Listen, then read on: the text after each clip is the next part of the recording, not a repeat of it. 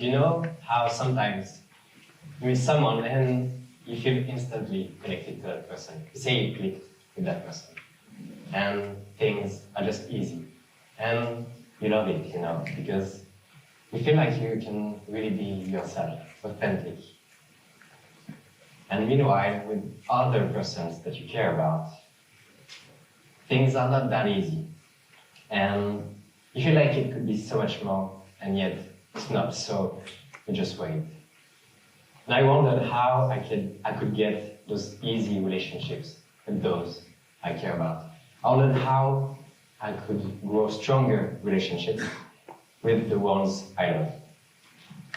So over time, I discovered 4 different ways to do that. I divided this talk into 4 steps that you can apply in your own life with your own relationships. And I hope that you will get something out of it. You can apply the steps in whatever order you prefer.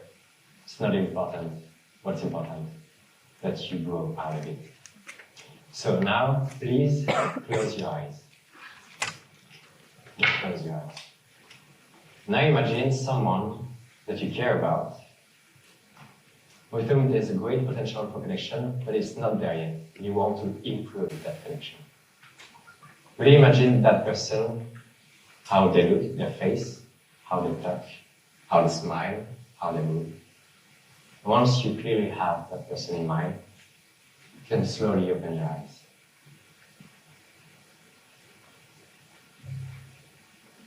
Are you ready? Let's go. Step 1 is called setting the mood. I wasn't satisfied with my relationship with my father.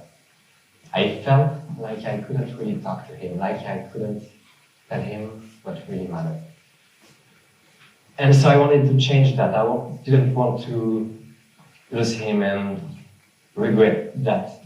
So eventually I talked to him, but I didn't know where to start.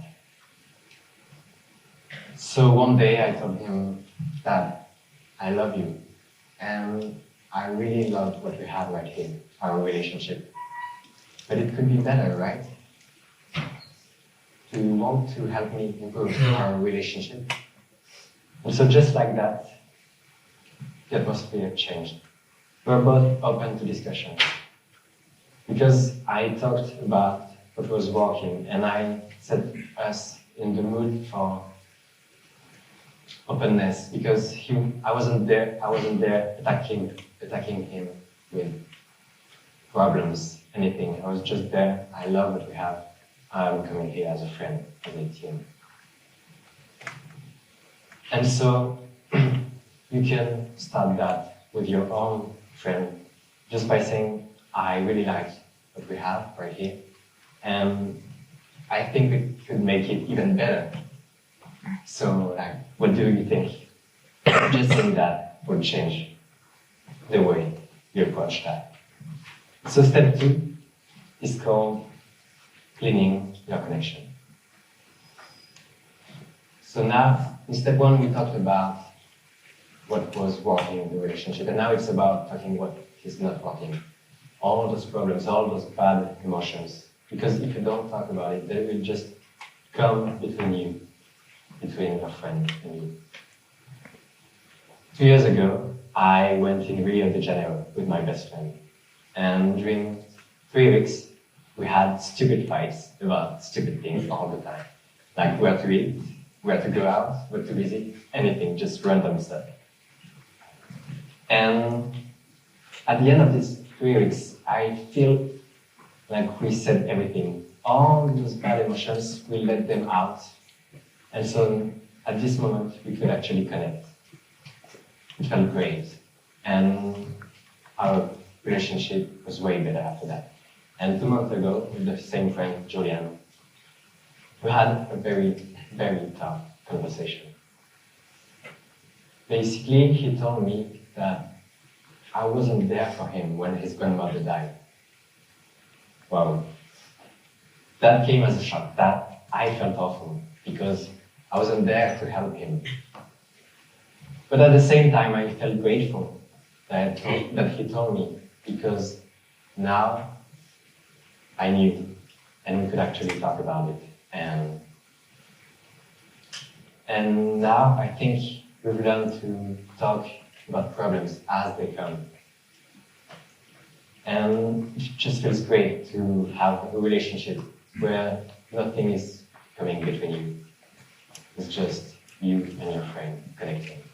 And I'm sure that this person that you thought about in the beginning, there's something that you know you should talk about, some problem, sometimes where you felt bad, and just talking about it will help you figure out a solution together.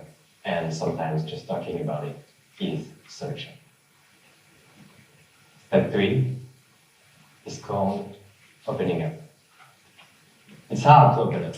It's very hard. That's actually why relationships take so much time to grow stronger. And I have a friend like that. She wouldn't open up. I could see behind that wall that she was building that there was a great person behind that. And I wanted to know her, but she wouldn't let me in. And that's with her that I learned the most fundamental rule in relationships. Always make the first move. Don't let your pride for step 2, for instance, or your fear come in the way between you. Don't let it prevent you from making the first step. And so she wouldn't open it. And one afternoon, our relationship was more important than my fear of opening it. So that afternoon, I just told her everything. Everything. I just opened it. Everything there was to know about me. My friends, my family, all those things that I hadn't told anyone. And guess what? She opened up as well. Because she felt grateful that I opened up first, that I took that first step. And we could hear the silence afterwards. It felt different. We could just sit there in silence and felt like it was communicating something. That was our connection, that had gotten stronger and deeper over the afternoon. And I'm sure, again, that there's something about you that's really important for you. And you know you should talk about it to your friend. It's important. It's really who you are deep down. But you're too afraid of how they would react. And so you're holding back. Just don't. Just don't. Because if that's really the friend with whom you want to connect, it's very likely that they will have a very positive reaction. Don't worry about that. And now, step 4, it's called sharing strong bonding moments together. What I recommend for that is that you travel, just the two of you. Because by traveling, you will likely go through step 1, 2, 3, over and over.